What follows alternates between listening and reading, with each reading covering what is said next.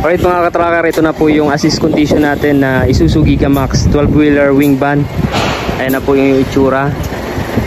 Retouch paint lang, tapos cleaning EGR, butas ng catalytic converter, at complete electrical lights and accessories. Ayan. At ito na po, ayan, winashing na, tapos ng i-washing. Ayan po, ang presyo daw nito ay 1.4M. Ganitong unit mga katracker, completed yung itsura niya. 12-wheeler siya, dalawa yung tangke, bisagra, stainless, tapos yung mga tapaludo, 2 layers running guard hanggang likod, original, ano, stainless yung mga lock ng wing van, ano.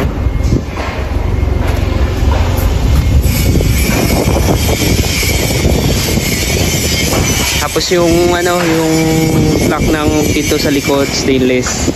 And then frame, makinis. Maganda yung mga ilaw nito.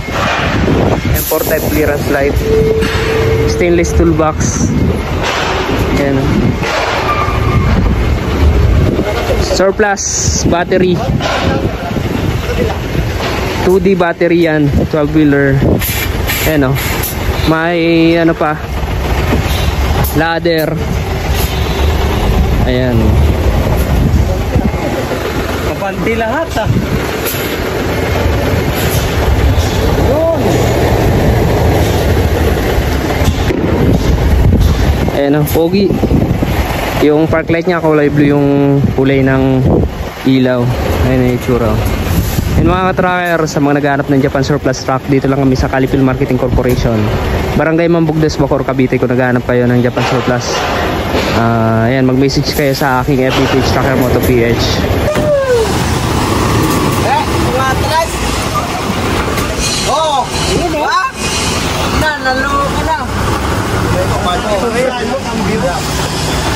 Ayan, ibubungad na namin. Ayan, ready for release. Nandun na yung client.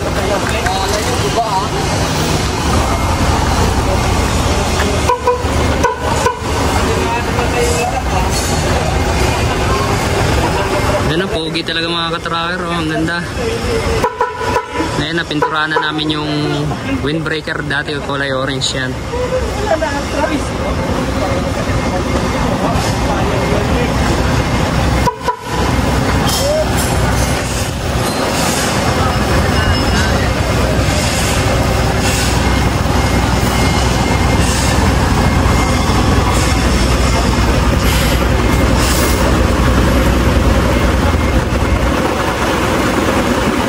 Pwede na.